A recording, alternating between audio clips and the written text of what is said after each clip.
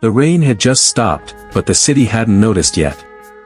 The sky still wore its grief like a soaked coat, and the pavement glistened with the last remnants of a storm that felt more like a warning than weather. Inside Street Claire Hospital, a small room on the 6th floor held the kind of silence that made machines beep louder than they should. He opened his eyes for the first time in 3 years. At first, he didn't know where he was.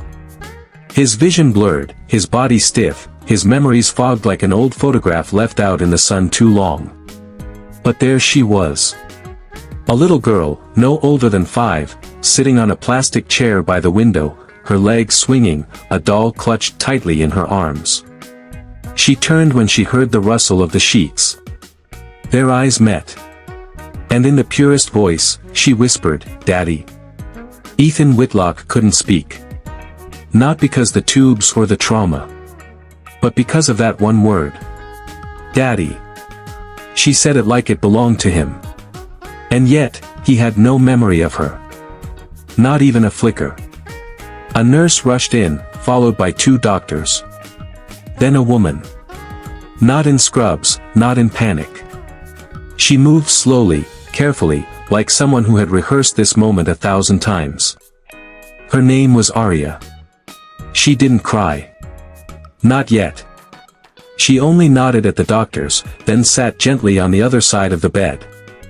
"Welcome back," she said, her voice soft as cotton but sharp enough to pierce through the fog in Ethan's mind. Days passed. His muscles remembered before his mind did.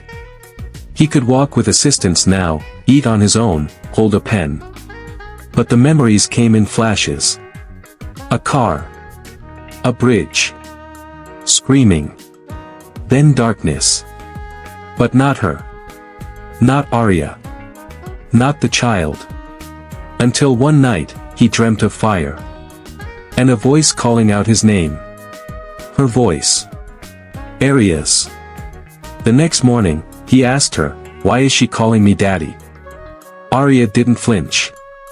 She looked down at the child, then back at Ethan. "Because when you fell into that coma, I was 6 weeks pregnant. You never knew. I didn't get the chance to tell you." His world tipped sideways. The hospital walls, the sound of traffic outside, none of it anchored him anymore. Just her words. Pregnant. Never knew. And you raised her, alone. Yes. Alone. But never lonely. Because she had you. In every bedtime story. In every drawing. In every hope. He looked at the girl again. Her name was Lily. And her eyes, they were his. The shape, the color, even the way they darted around when she was curious. But it was more than that. There was a connection he couldn't explain. Like a soul recognizing its missing half. He tried to walk through the pieces of the past, but his legs were too unsteady, physically and emotionally. It wasn't just the coma that stole his years. It was the guilt. The loss. The realization that life had gone on without him. And yet, here she was. Arya. Still here. Still waiting. Still standing in the ruins with open arms.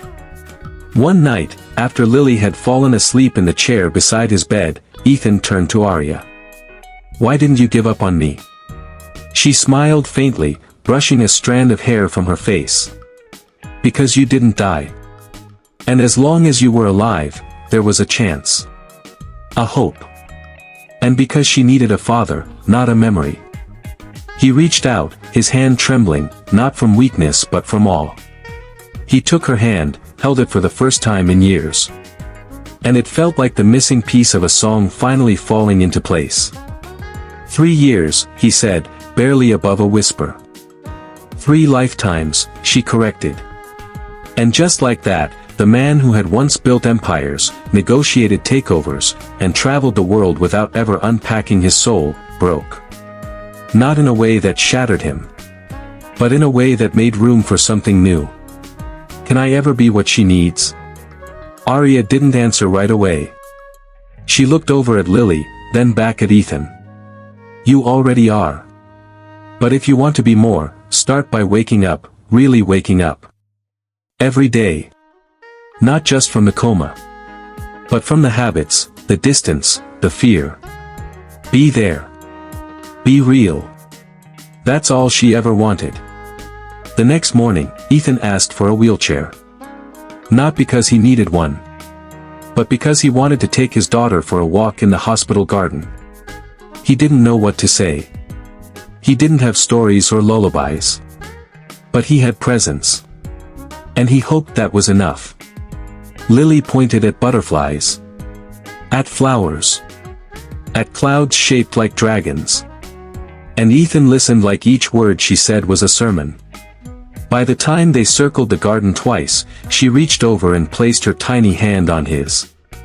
Mom says you used to sing. Will you sing again one day? His throat closed.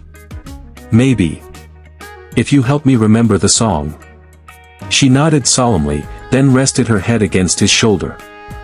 And in that moment, Ethan realized that healing didn't start with remembering the past. It began with being part of the present. What he didn't know, what he couldn't have known, was that Arya had almost left many times. That she had written letters she never sent, packed bags she never carried out the door. But each time she saw Lily hug his lifeless form, whisper secrets into his unhearing ear, she stayed. Not because of blind faith. But because of love. Because somewhere deep down, she believed he'd find his way back. And now he had. But this was only the beginning. 6 years before the moment he woke up to find his world altered beyond recognition, Nathaniel Hayes was a man wrapped in speed and schedules. The CEO of Hayes Medical Technologies, he lived with the urgency of someone trying to outrun time. The accident that would later trap him in a coma for half a decade hadn't happened yet. Back then, he believed he had everything under control, his empire, his life, his legacy. On a crisp October evening, Nathaniel was supposed to attend an awards gala downtown. He never showed up. Instead, on a detour through a less glamorous part of the city, he met her. Emma Callan wasn't part of his world. She wasn't polished or pedigreed. She worked at a community health clinic and rented a room above a bakery owned by a kind old couple who treated her like the daughter they never had. They met by accident, the literal kind. Nathaniel had stepped into a busy street while reading a report on his phone, and Emma had grabbed his arm just in time to yank him back from the path of an oncoming taxi. They both stumbled. She cursed under her breath. He blinked, startled, and muttered a thank you that sounded more like confusion than gratitude. You should watch where you're going, she had said, not rudely, just matter of fact, dusting off her coat. Phones don't see traffic. You saved me, he replied, still dazed. I owe you something. She shook her head. Not everything needs paying back. But she smiled a little. And for reasons he couldn't explain, Nathaniel found himself asking her name. What followed was neither romance nor destiny, not yet. But he remembered the sharpness of her mind, the way she spoke about health disparities like it was a personal battle. He offered her a ride, then coffee, then funding for her clinic. She refused the first two but accepted the third after considerable persuasion. Over time, he kept returning, often with excuses that weren't really needed. Emma didn't flatter him. She challenged him. She made him think of healthcare as more than market share and patents. She introduced him to patients who lived paycheck to paycheck, who rationed insulin, who treated their asthma with prayers. Her world cracked open something in him, a room he didn't know was there. And then there was Lila. A child with curls like tangled ribbons and a laugh that bounced off the walls. She was Emma's niece, or so he thought. She clung to Emma like gravity. Nathaniel didn't ask many questions. He only knew that Emma loved the girl fiercely. It was on one of those ordinary afternoons, after a fundraiser Emma organized for single mothers, that he realized he didn't want to go back to the world he came from. Not fully. He stayed longer at the clinic. He started skipping meetings. He even brought Lila a tiny stuffed lion once, pretending it was a leftover from a corporate gift basket. She named it Mr. Roarsalot and carried it everywhere. But it couldn't last. The speed of his other life caught up. An investor summit in Tokyo. A helicopter malfunction. A fall no one saw coming. Nathaniel went silent in the middle of the world's noise. Machines kept him breathing, but his name faded from headlines within months. CEOs moved on. Stocks dipped, then stabilized. The world remembered him only when profits dipped or when someone made a documentary about brain injuries. But Emma remembered. And so did Lila. Emma wasn't family. She wasn't listed in any legal document. But she came to the hospital every day, often with a little girl who brought coloring books and whispered secrets to a man who couldn't respond. Emma sat beside Nathaniel's bed and read medical journals aloud, told him about the clinic's expansions, about Lila's lost tooth and first ballet recital. When the hospital administration threatened to revoke her visitation, citing non-familial status, she fought. She fundraised. She hired a lawyer. And eventually, she won. Because somewhere along the line, Emma had become more than just a stranger who once saved a man on the street. She had become part of his unfinished story. But there was one thing Nathaniel didn't know, the truth about Lila. She wasn't Emma's niece. She was his daughter. A fleeting night before the Tokyo trip. One drink too many. A confession. A kiss. A silence that lingered until dawn. Emma had planned to tell him. She had waited for the right moment. But the accident came before she could. And now, the man who had returned from the edge of death had no memory of any of it. He looked at Emma with polite detachment. He asked who she was, thanked her for visiting. But his eyes didn't spark. His hands didn't reach. He didn't recognize Lila. Emma didn't force it.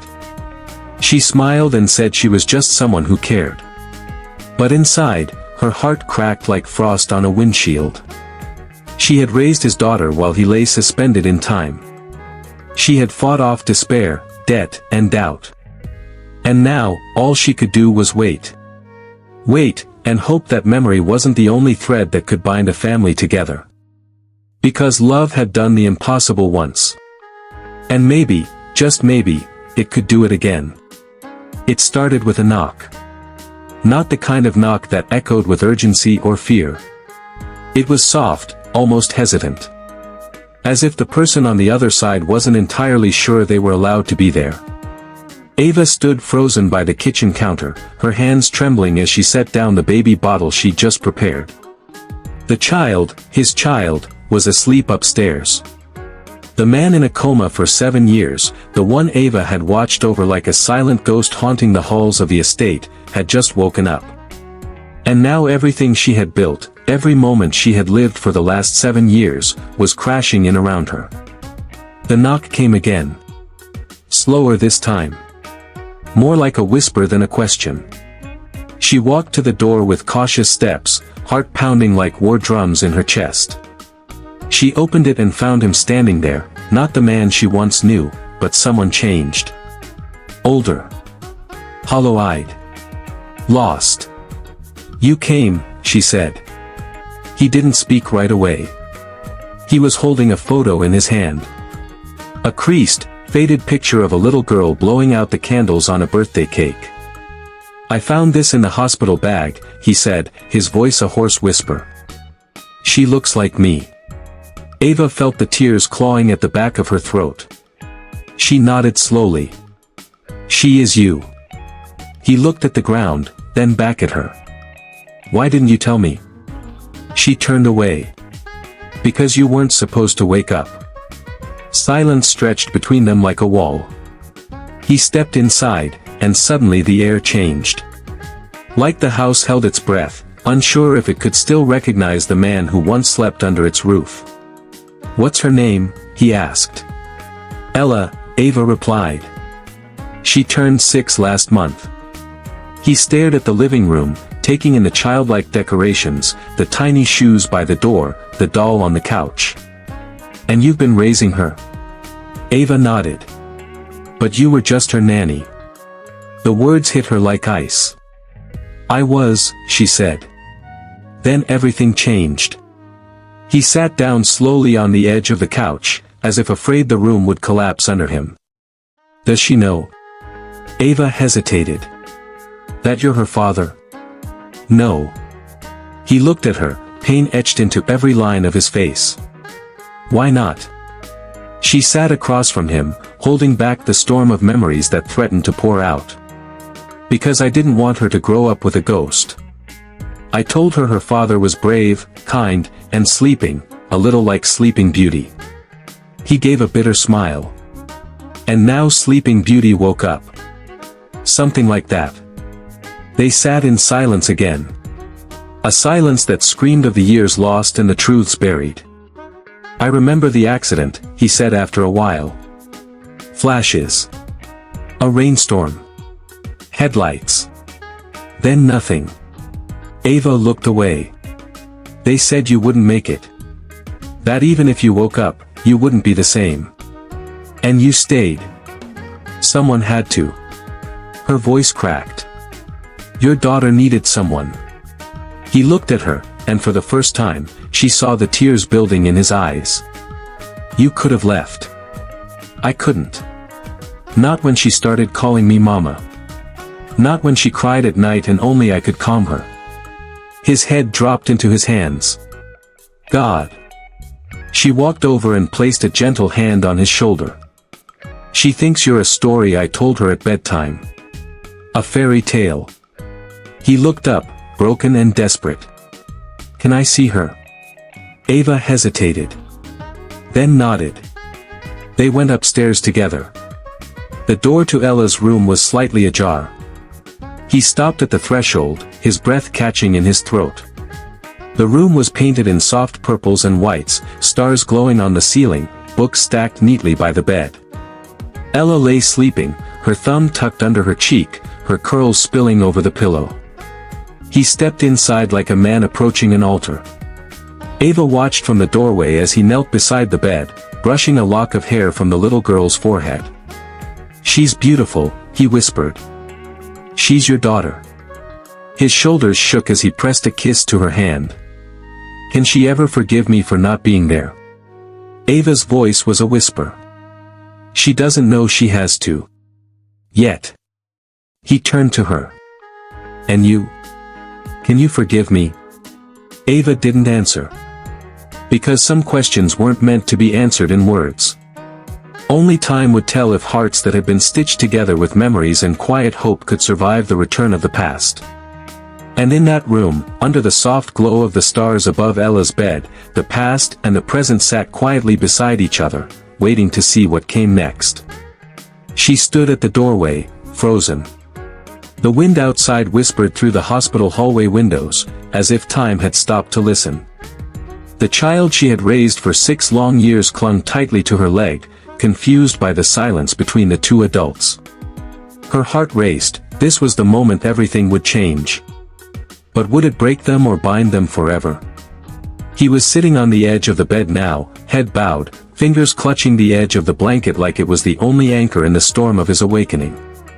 Slowly, he looked up. And in his eyes, those same blue eyes she had learned to soothe through nightmares, seen reflected in the child's laughter, there was no hatred, no accusation. Only the kind of grief that knows it arrived too late.